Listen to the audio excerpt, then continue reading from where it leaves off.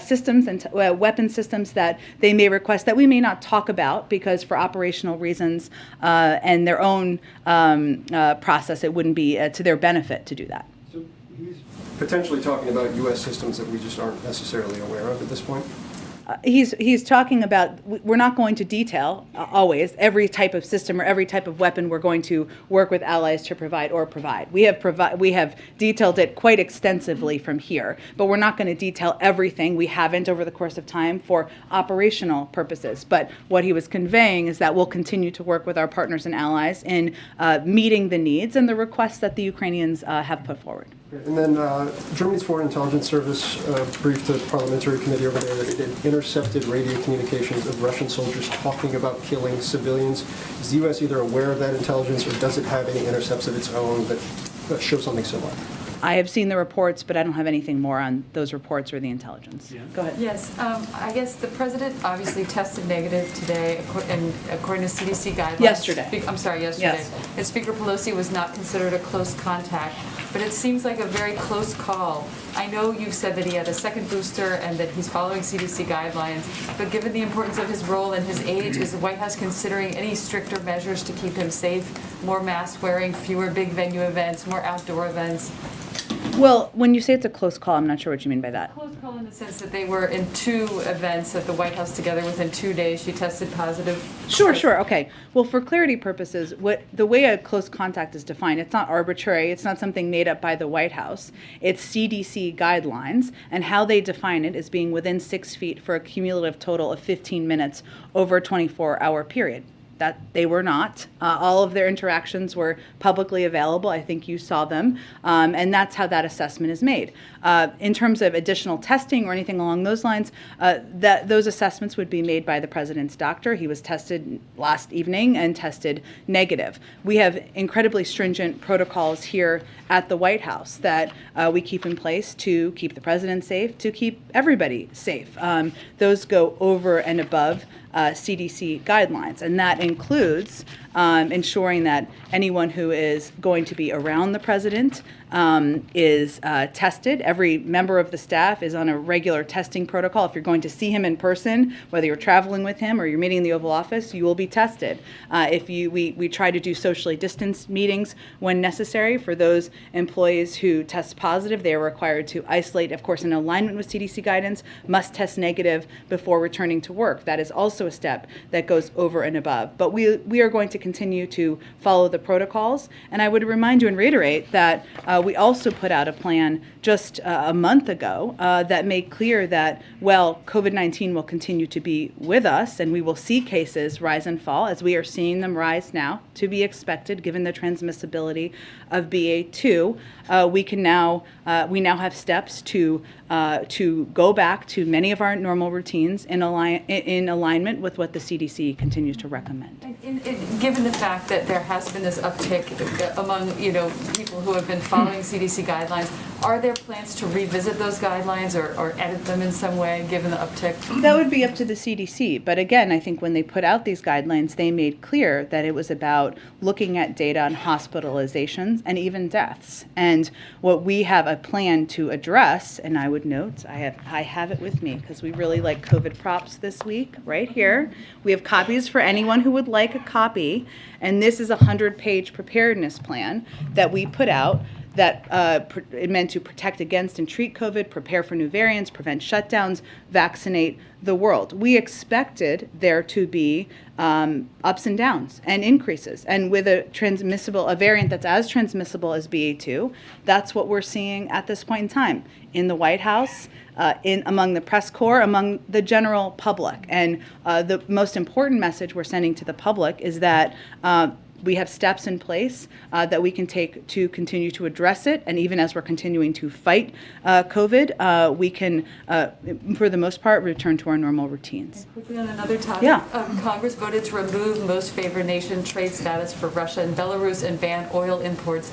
Does President Biden 100 to 0. Exactly. Right? Yes. Yes, this is something the president supports, has called for, and certainly plans to sign it. Back on COVID, you just said that anyone who's around the president is tested. Does that apply just to executive office employees, or is that true also of any members of Congress or invited guests who are here at the There White are House? individuals who have a meeting with the president. That's what I was referring to, our own protocols. Now, if you're at an event, obviously there are assessments made on a case by case, but if somebody is going to be in close proximity, standing next to him, sitting next to him on a stage, that would be obviously different than a broad group of attendees. And given sort of the uptick in cases that we've seen here at the White House, on the Hill, there seems to be, cases going around within the political world here in Washington, and the fact that sometimes you do go beyond the CDC recommended guidelines, is there any plan just to test the president daily for the next few days or week or so? That would be a decision made by his doctor, but that is not deemed to be necessary at this point. And on another topic, a service agent from the First Lady's detail was placed on administrative leave after they associated with and were provided gifts from two men who were pretending to be Homeland Security investigations agents. Is the First Lady aware of this? The President aware of this? How concerned are they? I don't have any comment from here. I'd point you to the Secret Service and others investigating. So just, do you have any further guidance on what these two men were after or who they may have been working with? It's being investigated, and I would point you to the proper agencies for any further comment. Go ahead. Thanks, Jen. Back on COVID, it's pretty clear that vaccines and boosters are not going to prevent you from getting COVID. But we know from science that masking does. Given you yourself saying, how transmissible BA2 is, are there any conversations happening here on campus at the White House to reinstate a mask mandate? We would continue to follow CDC guidance. That's not what they're recommending, given we are in a yellow zone at this point in time. There are individuals who are masked because they are close contact, and that is part of our protocols. They have had a close contact, and that's part of our protocols. And individuals who may decide to mask because they have health issues in their family, personally, and that's something we also certainly support. But we would always abide by CDC guidance and go beyond it if necessary. Given what you've said about the plan in place and about living with COVID, is the end goal not to stop the spread anymore? Is it just to stop severe cases?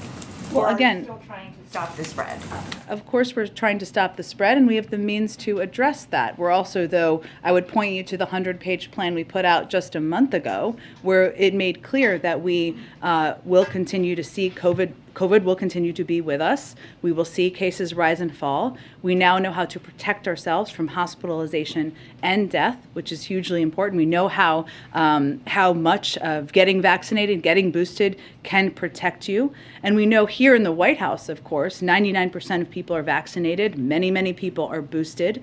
And so we have policies that also go even beyond. What is most important right now, as we're looking broadly to the country, is the fact that we are very concerned about the failure of Congress to continue to fund our COVID response, the fact that we have needed to therefore end our program for the uninsured. We are not going to be able to make purchases of a broad scope of boosters, of Evusheld, which is a treatment for immunocompromised or preventative treatment for immunocompromised, that when we get to the end of June, our testing capacity will be at risk of collapsing. And as we're looking broadly beyond the White House of how we're planning, that is our biggest concern at this point in time. Thanks. And just one more on the news of the day. Sure. You just talked about how historic today was for Judge Jackson to be confirmed, but no reporters were allowed in the room, no TV cameras were allowed in the room to help record that history.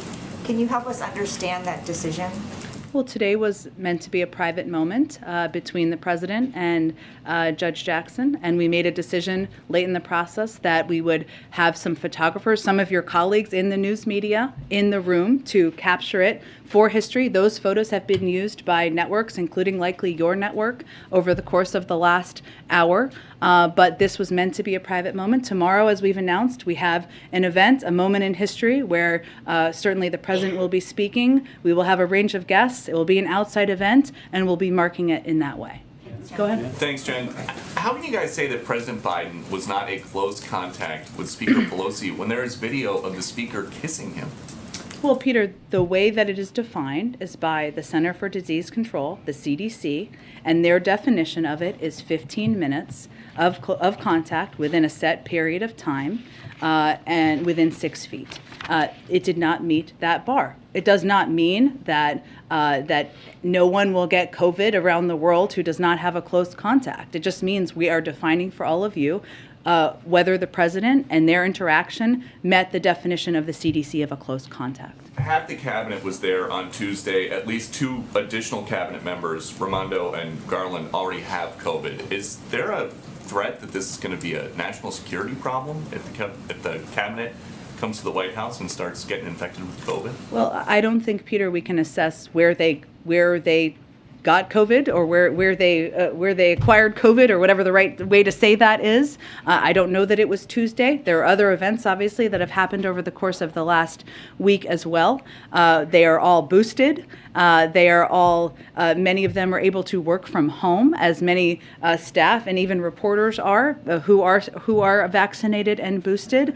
And they all have a talented and experienced team who is stepping into their shoes where needed in the office. When the last president wanted to host a big event for a Supreme Court nominee here at the White House, some folks got COVID, and then former Vice President Biden called it a super spreader event. So is there any risk that this event tomorrow for a Biden Supreme Court justice is going to be a super spreader event?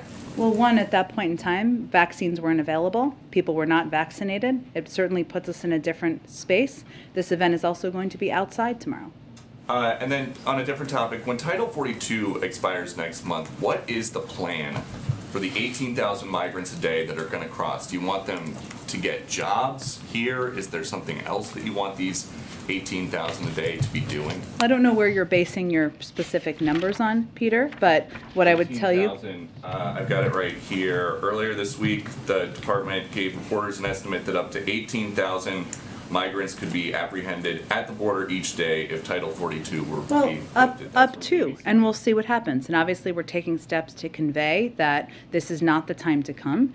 Individuals who come to the border, this is what would happen. CBP and ICE would work together to ensure that anyone who enters the country without authorization is put into immigration proceedings as quickly as possible. CBP has been working with ICE to ensure individuals awaiting processing in the interior of the country would be monitored under the Alternatives to Detention program. We know that to date, nearly 80% of non-citizens waiting in the interior under prosecutorial discretion have either received a notice to appear or are still within their window to report. That is what would happen. In addition, I would note the Department of Homeland Security also put together a preparedness plan to continue addressing irregular migration that involves surging personnel and resources to the border, improving border processing, implementing mitigation measures, and working with other countries in the hemisphere to manage migration. Those are all steps that they're working to do in order to implement when we get to that point in time. And the last one on this, now that the Texas governor is saying that he's going to start busing border crossers to Washington, D.C., when they get here, are you guys going to help them find a place to stay and something for them to do? Well, I'm not aware of what authority the governor would be doing that under. I think it's pretty clear this is a publicity stunt. His own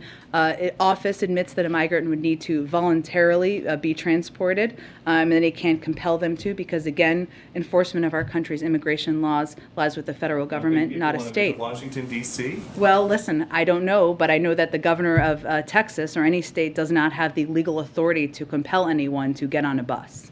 Go ahead. Jen, is there pressure to avoid saying that President Biden has had a close contact given his position and the demands of his schedule? No, we announced yesterday the vice president had a close contact, and if there is 15 minutes that he spends with somebody in person within 6 feet and they test positive for COVID, then that would be a close contact. So given you said doesn't necessarily take 15 minutes to get COVID, right? So it could take less than that. Obviously, he was around Nancy Pelosi and many others. Are you doing anything differently?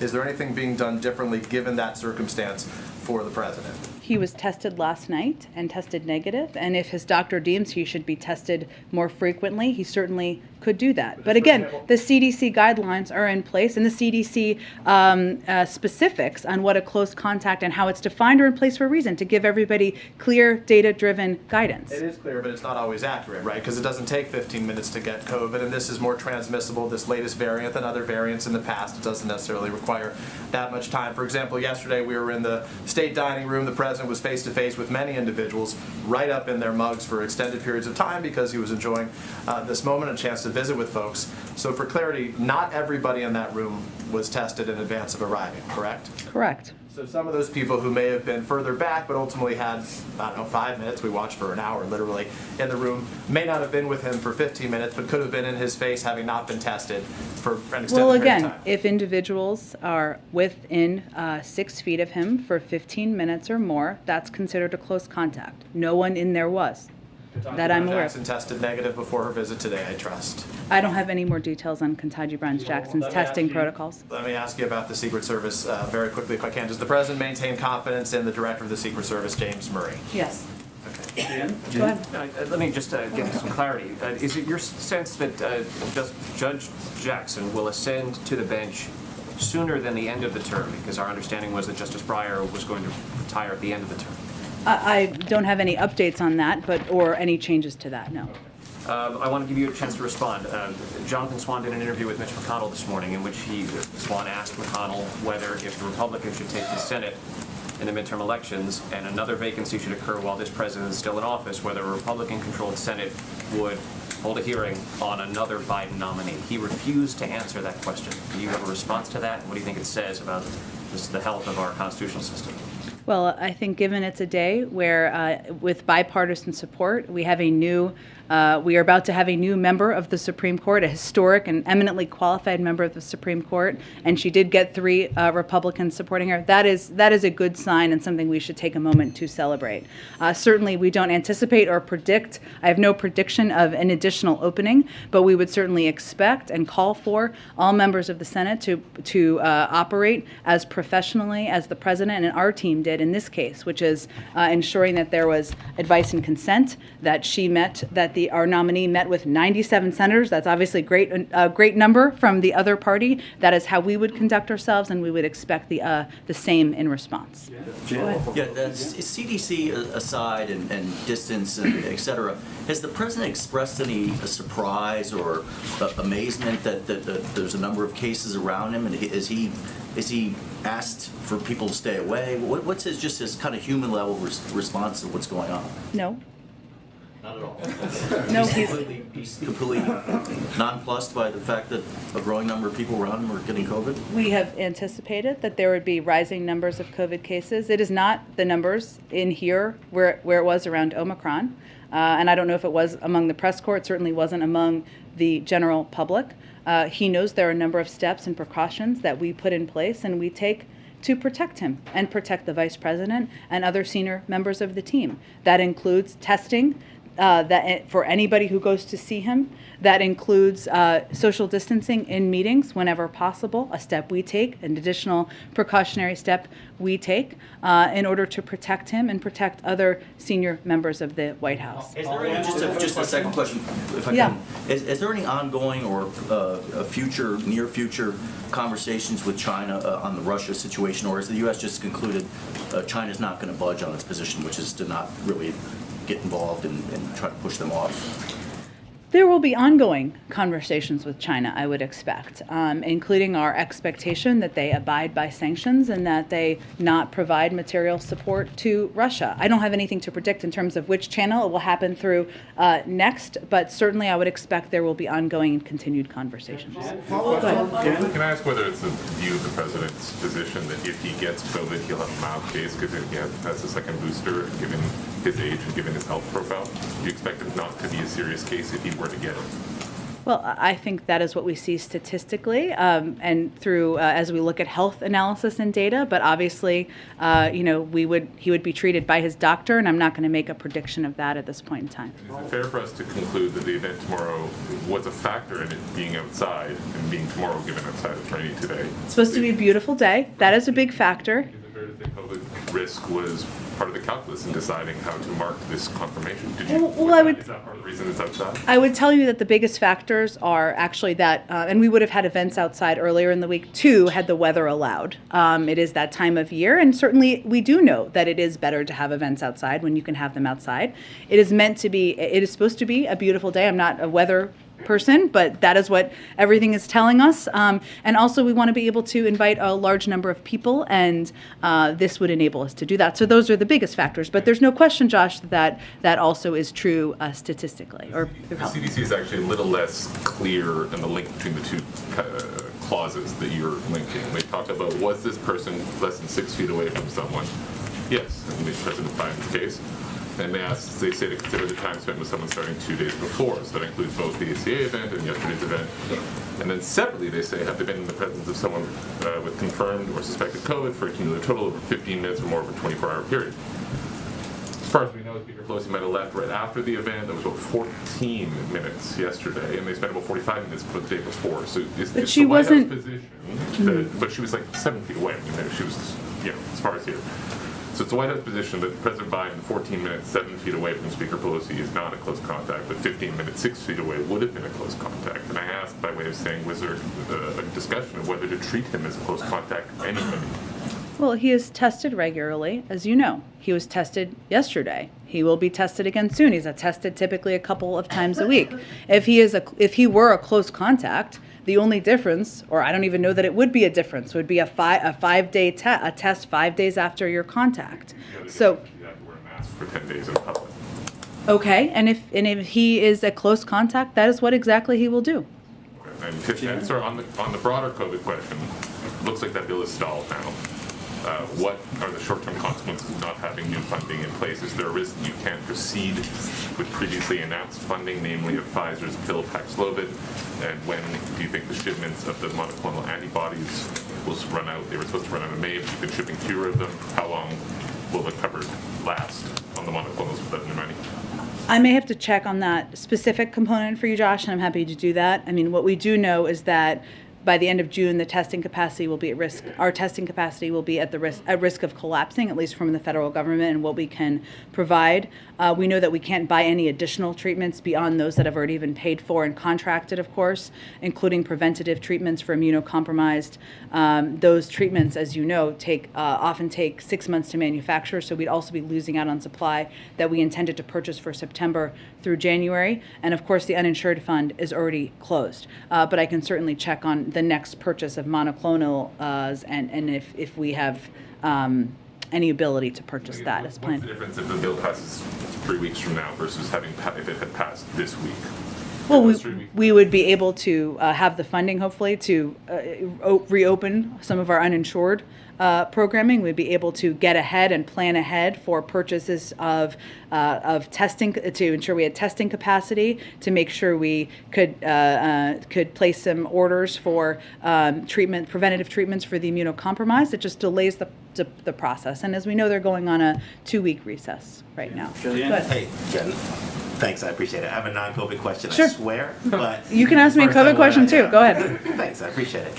I just want to be specific about tomorrow. Are folks who are attending going to be required to take any additional steps, other than it being outside and all that stuff, but, testing by senators, for example, or, distance kept by the president? Is there going to be anything above and beyond just being outside? Not that I'm aware of, but it being outside is certainly an important component here. Typically, individuals who are going to be in close proximity, like on the stage or something, they would be tested, but there are protocols that are evaluated in a case-by-case as we have events. And a question on Puerto Rico, non-COVID Okay. explore, right?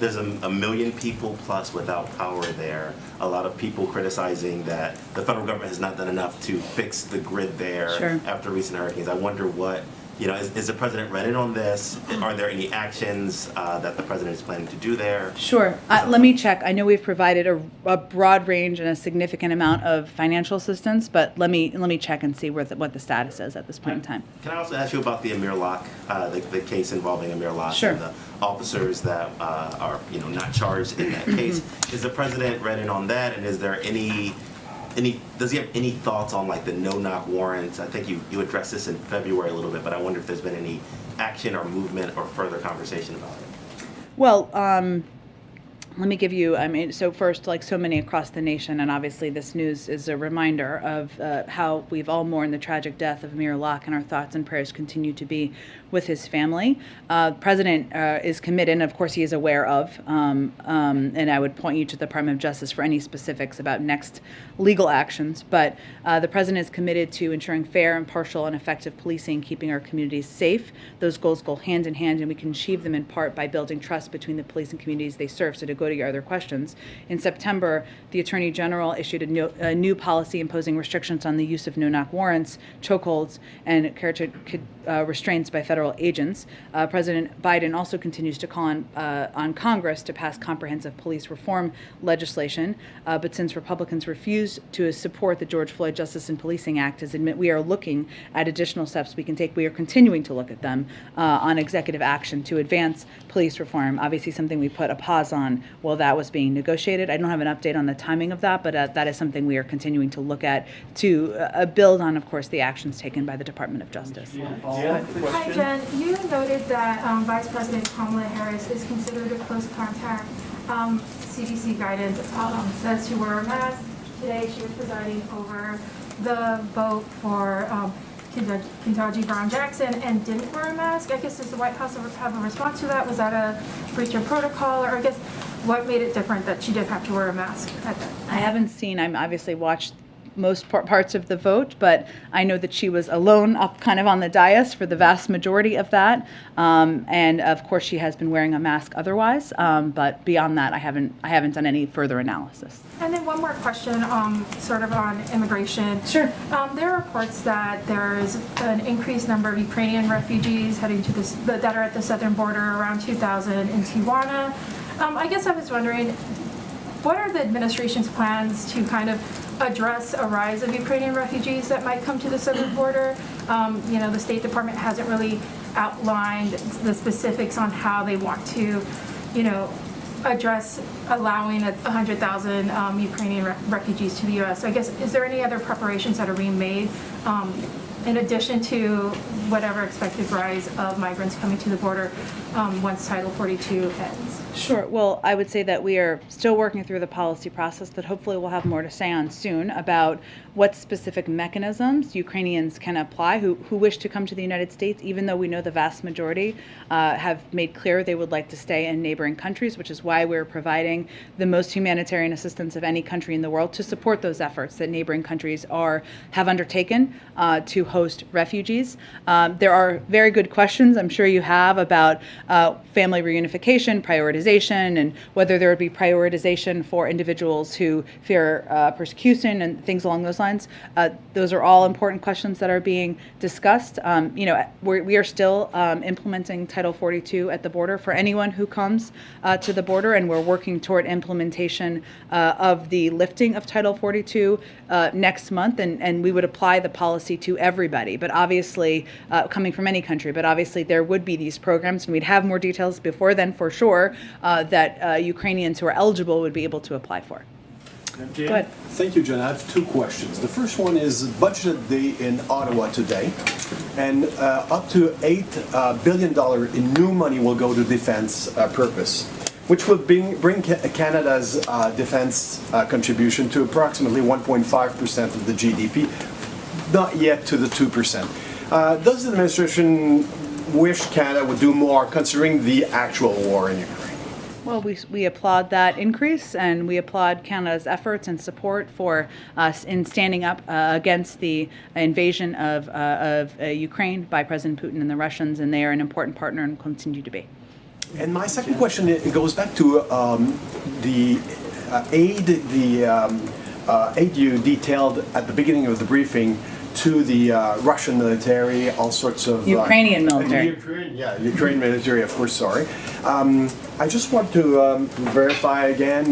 You refer to, there are requests coming to you, and you go through the list, and sometimes you need old Soviet equipment. Are the MiG-29s still in the list, and is the administration considering transferring those Polish plane to Ukraine? Our policy has not changed, but other countries, of course, could make that determination and decide to do, and we certainly wouldn't stand in the way, but our policy has not changed. Go ahead. When President Biden continued the pause on student loan payments or repayments, he said that pause will provide continued lifeline as we recover and rebuild from the pandemic. You said today you want to stop the spread of COVID. So my question is, if we're still recovering from the pandemic, why then is Title 42 going to be relifted? Is there a revision or a revisit that you can look at that, and have we just recovered from the border then? What does that mean?